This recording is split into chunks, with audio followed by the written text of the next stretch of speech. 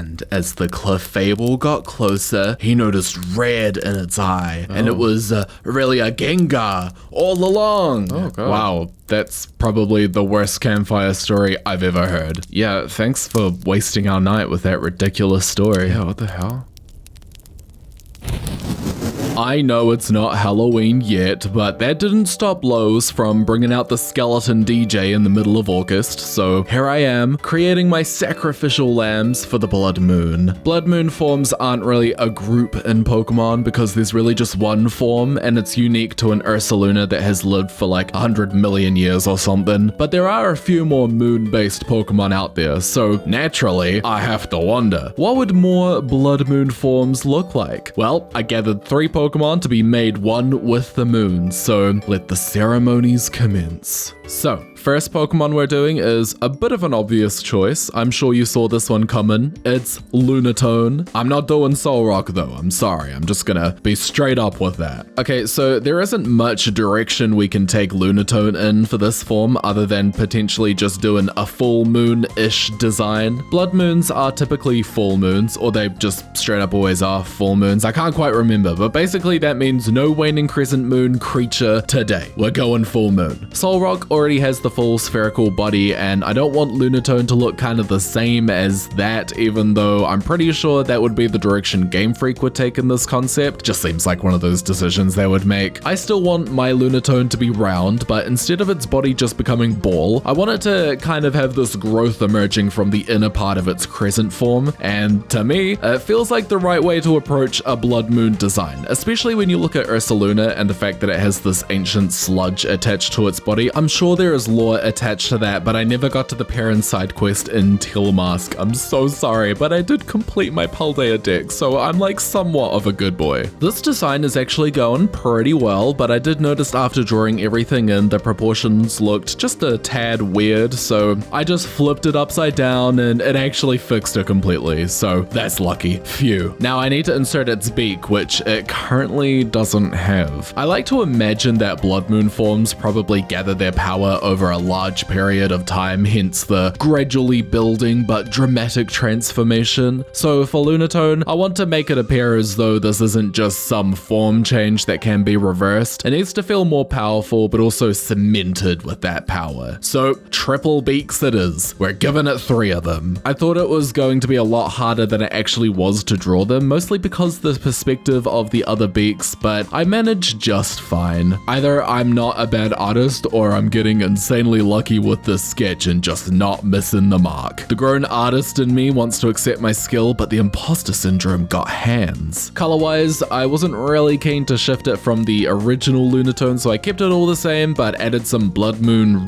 red blisters across the growth. These could possibly glow and maybe even explode with Blood Moon attacks. This is getting really gross. I'm sorry. Honestly, there was no going back from the moment I said blisters, so you know what? We're done here. We're moving on to Umbreon, sort of. Right, so next it's supposed to be Umbreon, but I just want you to witness how hard of a time I had during this drawing session just trying to draw a damn dog. Quadrupeds have always been my weak spot, as is probably the case for a lot of artists out there. It's why I made Squoo and not a normal cow. It's like hands. You either have trouble with them and just can't do it some days, or you're a god who can do no wrong. You can never be in between. So yeah, I got kind of deep into a Blood Moon Umbreon design, and I was gonna make it look so cool at the end, but I just really couldn't continue with it. It really did just flop. Most of the time in my videos, the fakemon you see are the only ones that I drew for the video, and if I ever have a flop fakemon or just fail to draw something, then I just cut it out of the video and it doesn't make it to the final cut. You never see it. But I did just want to share this one with you purely so that you can see that I really did try, and I really thought this was going to be an awesome one to draw, but in the end, it just didn't happen. And that's okay. Maybe in the future, I'll be able to fully realize my idea. So after that major flop, I thought it'd be nice to treat myself and draw something kinda easy. I basically wanted to do a Gen 1, a Gen 2, and a Gen 3 Pokemon. So Lunatone was my Gen 3, and now Noctowl is going to be my Gen 2. And honestly, this works well because Noctowl, I imagine, is one with the moon. moon. So now let's make it one with the Bloodmoon. I'm taking the Bloodmoon concept in a completely different direction with this one, and I'm going to lean in a bit more with the psychic nature of Noctowl, even though it's not officially a psychic type, and it's not going to become a psychic type either. I actually think they're all gonna stay the same type, so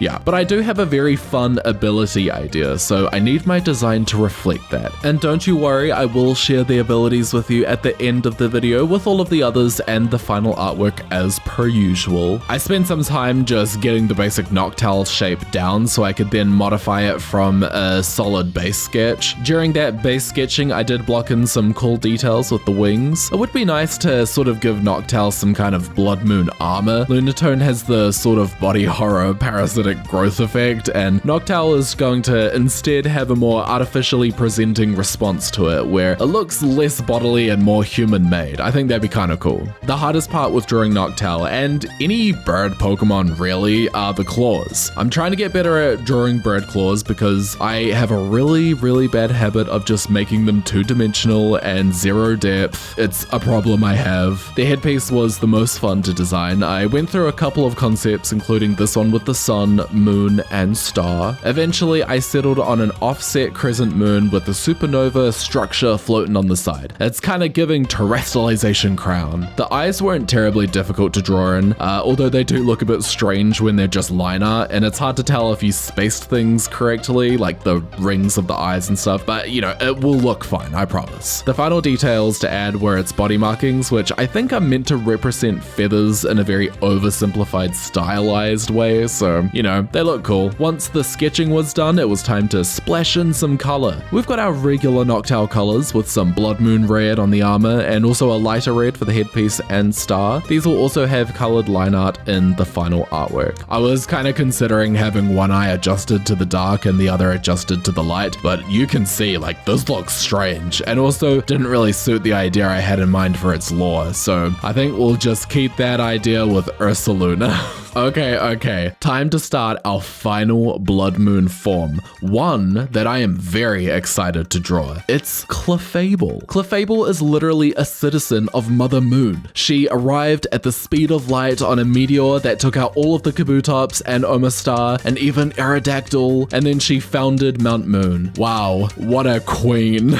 But what if Clefable and its family TM appeared differently before arriving to the Pokemon world? What if they needed to power up before getting on that damn meteor? Well, it's possible that powered up form could be the one we know and love today, but I don't think it's done gathering all of its power, if you know what I mean. I think it would be so fun to imagine that Clefable came to Earth from the moon so that it could use Earth's resources to power up even more so that it could just return to the moon as a superhero. Why do I feel like I just wrote the synopsis to a Pokemon fanfic that I would write in primary school? Probably because I just did. It's one of those crazy ideas that could actually be something that Game Freak makes. I think it's just about silly enough, so yeah, I'm making superhero Clefable. This Pokemon is another deceptively hard draw, but I think I got a handle on it. I'm going to have it raising its arms up at the sky to draw in more power from the Bloodmoon. The swirl on its head is going to be much larger and also have the same Bloodmoon emblem on it that Ursaluna has. Honestly, not much else has changed with its anatomy. I did give it a more stern expression, one of concentration, and I also powered up its wings, which it will use to fly back to the moon based on my very real and very legit calculations. I mean,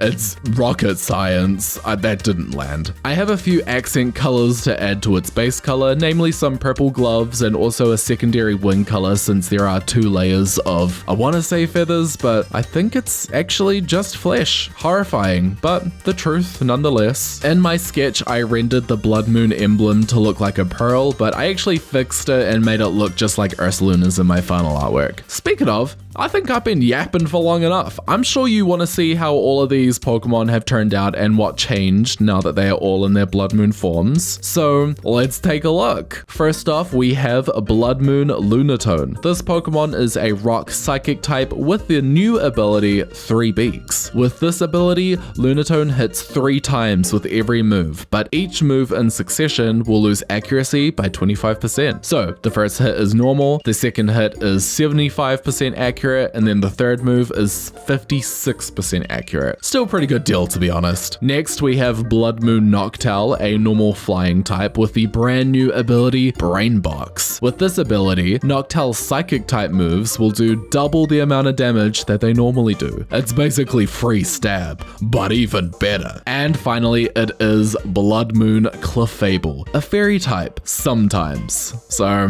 yeah, I was keeping something from you. This Clefable has two abilities that it alternates between. The ability that it starts with in battle is called Superhero. With this ability, Clefable will be fairy type, and all fairy and fighting type moves will have priority. This priority also overrides all other abilities such as Dazzling, Gale Wings, Prankster, etc. However, when Clefable is hit with a poison type move, its ability changes to villain mode. With this ability, Clefable becomes a ghost poison type, and each turn Clefable's stats will be boosted by 1. There are a few ways for its ability to change back into superhero, however. It can either be hit with a bug, grass, poison, or fairy type move. An ally Pokemon could faint if it's in a double battle. The Pokemon that hit it with the poison move could faint it and it would be avenged, or it can simply just be switched out in battle. It's probably insanely broken, but I like to think it would be a lot of fun to play with. Anyways, those are my Bloodmoon forms. I really hope you like them because I love them.